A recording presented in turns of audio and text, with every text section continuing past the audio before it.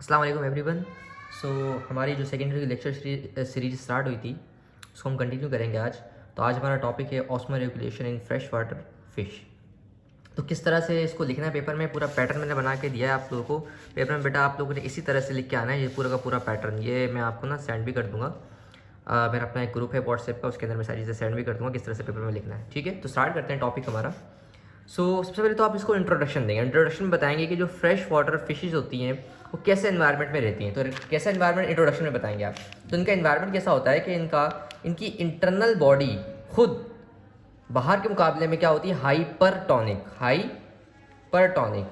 और बाहर जिस पानी में रह रहे होते हैं क्योंकि वो फ्रेश वाटर है, ये फ्रेश वाटर फिश पढ़ रहे हैं ना हम।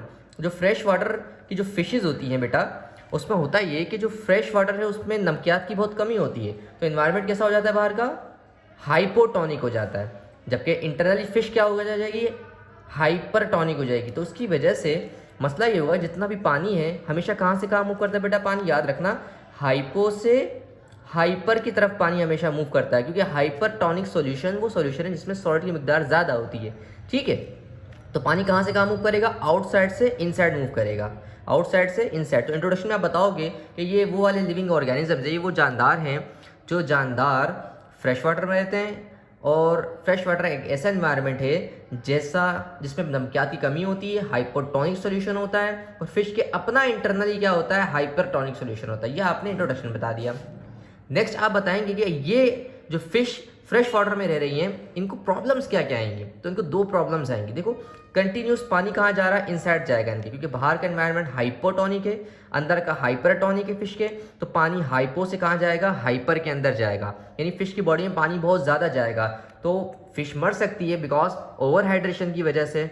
उसका फिश कोई ना कोई हल निकालेगी। वो हम किस में देखेंगे बेटा, सॉल्यूशंस में देखेंगे और एडाप्टेशन वाली हेडिंग के अंदर देखेंगे सब चीज़ों को। ठीक है, दूसरा हमारा प्रॉब्लम क्या है इसके अंदर, देखिए जब पानी बार बार आएगा ना तो फिश चाहेगी कि वो पानी को अपनी बॉडी से निकाले भी जल्दी जल्दी। अगर फिश पानी को अपनी बॉडी से जल्दी जल्दी निकालेगी तो वो अपने अंदर से सॉल्ट को भी लॉस करेगी।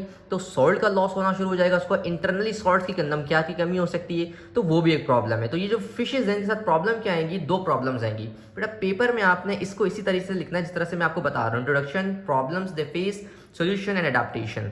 तो पेपर में ना आपको यहीं से रीजन भी बना के दे देगा। वो आपको रीजन क्या देगा, how osmoregulation take place in fresh water fishes. और इसके अलावा किस तरह से पूछ सकता है, how fresh water fishes maintain osmoregulation. तो इस तरह से ये आपसे क्या पूछेगा, वो पूछेगा रीजन पूछ सकता है यहाँ से। जब रीजन पूछेगा तो आपने बताना है सिर्फ एडाप्टेशन वाली बातें। कौन सी वाली बातें बतानी, जब रीजन पूछेगा तो आप एडाप्टेशन वाली सारी बातें लिख देंगे, आपका वो रीजन काबिल कबूल हो जाएगा। ठीक है बेटा, अब आते हैं सॉल्यूशंस के ऊपर इसके। तो सॉल्यूशंस के क्या हैं, देखिए पहला प्रॉब्लम का सॉल्व क्या निकाला, क्या लिखा उसने, to solve the problem of osmotic incursion, यानी कि जो पानी इनसाइड आ रहा है बार बार, उसका इन्होंने क्या हल निकाला, इन्होंने कौन सा यूरिन निकालना शुरू कर दिया बेटा, डाइल्यूट यूरिन। अब डाइल्यूट यूरिन, एक तो एक्सेसिव यूरिन निकालना शुरू किया, जितना पानी ज्यादा आएगा उतनी ज्यादा यूरिन आउटपुट इन्होंने कर दिया, मतलब अपना पानी जितना ज्यादा इंटेक कर रहे हैं उतना ज्यादा निकाल भी रही है। ठीक है, अब जो पानी बाहर निकाल रहे हैं बेटा वो भी डाइल्यूट फॉर्म में निकाल रहे हैं, क्योंकि कंसंट्रेटेड अगर निकालेंगे तो सॉल्ट तो सारा लॉस हो जाएगा ना, हमें सॉल्ट को भी बचाना है। तो ये जितना भी पानी पीते हैं सारा डाइल्यूट यूरिन निकालते हैं। बेटा आप लोग भी जब देखें ज़्यादा पानी पी लेते हैं तो आपका जो यूरिन पास होता है वो बिल्कुल वाइट होता है, उसमें नमकियात की कमी, मतलब नमकियात नहीं होती। जब कभी भी आपके यूरिन में नमकियात ज़्यादा होगी तो उसका कलर चेंज हो जाएगा, येलो की तरफ हो जाएगा। सुबह सुबह वाला अक्सर यूरिन जो होता है थोड़ा येलोइश होता है, वाटरी नहीं होता, मतलब उसका कलर थोड़ा सा येलोइश होता है। रीज़न क्या है, रात भर में हम यूरिन इकट्ठा हो जाता है, उसमें सॉल्ट की मिकदार थोड़ी ज़्यादा बढ़ जाती है, जिसकी वजह से हम सुबह यूरिन पास करते हैं वो येलो हो जाता है। और अगर आप डिहाइड्रेशन में चले जाते हैं, मिसाल के तौर पर आप में पानी की बहुत कमी है, पानी की कमी जिन बंदों के अंदर होगी उसमें भी जो यूरिन पास होगा वो कंसनट्रेटेड यूरिन होगा, क्योंकि बॉडी चाहती है पानी कम निकाले। डिहाइड्रेशन वाली कंडीशन बता रहा हूँ आपको, बॉडी चाहती है पानी कम निकाले क्योंकि उसकी बॉडी में पानी की पहले कमी है, तो वो पानी तो कम निकालेगी, लेकिन पानी के अंदर जो सॉल्ट होगा वो सॉल्ट ज़्यादा पड़ जाएगा पानी की बनिस्बत, जिसकी वजह से जो यूरिन निकलेगा कंसनट्रेटेड निकलेगा, वो डिहाइड्रेशन वाली कंडीशन है। यहाँ क्या हो रहा है, यहाँ पानी ज़्यादा आ रहा है, जहाँ पानी ज़्यादा बॉडी में आएगा निकालेगी भी फिश ज़्यादा पानी। जब फिश ज़्यादा पानी निकालेगी तो वो डाइल्यूट फॉर्म में निकालेगी, कंसनट्रेटेड नहीं निकालेगी, क्योंकि लॉस ऑफ आयंस हो जाएंगे, मिनरल्स हो जाएंगे। तो पेपर में ना बेटा आपने लफ्ज़ नहीं लिखा अगर एडाप्टेशन वाली लाइन में, तो समझ लोगे वो एग्जामिनर को आप इंप्रेस नहीं कर पाए। एग्जामिनर को आपने इंप्रेस करना होता है, कुछ वर्ड्स होते हैं वो लाजमी उसको चाहिए होते हैं, अगर आप उनको वो वर्ड्स दे दें तो आपके नंबर पूरे आते हैं।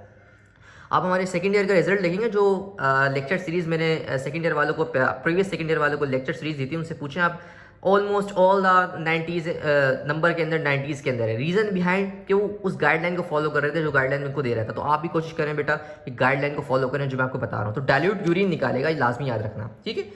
नेक्स्ट हमारे पास वो एक प्रॉब्लम और है जो मैंने कहा था कि सॉल्ट का लॉस तो होगा ना, थोड़ा भी लॉस होता है कि डाइल्यूट यूरिन निकाल रहा है, लेकिन उसमें सॉल्ट तो है ना। अगर उसमें सॉल्ट है तो थोड़ा बहुत तो लॉस होगा सॉल्ट। तो सॉल्ट लॉस हो रहा होता है बेटा, उसको वो कैसे बचाता है? जो इसमें दो चीज़ें, एक तो वो एक्टिवली रीअब्जॉर्ब करता है किसको, सॉल्ट को गिल्स के थ्रू। जो पानी के अंदर, बाहर फ्रेश वाटर है लेकिन फ्रेश वाटर इतना भी फ्रेश नहीं है कि उसमें नमकियात नहीं हो, है बहुत कम मिकदार में, लेकिन जितनी भी मिकदार में उसके क्या है नमकियात मौजूद है उसको वो खींच लेगा। यानी जो फ्रेश वाटर जिसमें वो रह रहा है उसमें से वो सॉल्ट को निकाल कर गिल्स के थ्रू एक्टिवली रीअब्जॉर्ब करेगा। एक्टिवली मतलब एनर्जी को यूज़ करेगा, एनर्जी को लगाकर, और वो सॉल्ट इनटेक कर लेगा, ठीक है बेटा। पहला काम गिल्स के थ्रू करेगा, सबसे इंपॉर्टेंट चीज़। दूसरा बेटा जो यूजुअली थोड़ा बहुत भी अगर लॉस किडनी से हो रहा था वो भी बचाने की कोशिश करेगा। बेटा एक चीज़ होती है आयनोसाइड्स, ये इन फिशेस के अंदर मौजूद होते हैं। आयनोसाइड्स वो सेल्स हैं बेटा, लिखा हुआ है बेटा, these are the specialised cells, और ये कहाँ मौजूद होते हैं बेटा? गिल्स में और स्किन में। फिश की गिल्स और स्किन में सेल्स मौजूद होते हैं जो कि क्या कर रहे होते हैं बेटा? एक्टिवली सोडियम को, क्लोराइड को और कैल्शियम को रीअब्जॉर्ब करते हैं और एक्सक्रीट करते हैं इसको, हाइड्रोजन और बाइकार्बोनेट को। बेटा कहीं भी बॉडी में अगर एक्सचेंज होगा ना तो कुछ आयंस अगर रीअब्जॉर्ब होंगे तो कुछ लॉस भी करनी पड़ेगी। ये रूल होता है हमेशा एक्टिव ट्रांसपोर्ट का। तो याद रखना बेटा कि यहाँ पर सोडियम क्लोराइड और कैल्शियम बॉडी के लिए ज़्यादा नीड होती है, एक्शन पोटेंशियल के लिए चाहिए होता है सोडियम क्लोराइड और कैल्शियम। तो इसकी रीअब्जॉर्प्शन करवाएगा ये आयनोसाइड्स और एक्सट्रैक्ट कर देगा या एक्सक्रीट कर देगा किसको? हाइड्रोजन और बाइकार्ब को। बेटा ये हो गया हमारा ऑस्मोरेगुलेशन फ्रेश वाटर फिश। ये पूरा का पूरा मैं अपने ग्रुप के अंदर भी डाल दूंगा बेटा और बाकी मजीद तफसीलात भी दे दूंगा इसकी। नेक्स्ट हमारा टॉपिक होगा osmoregulation marine water fishes. Stay tuned.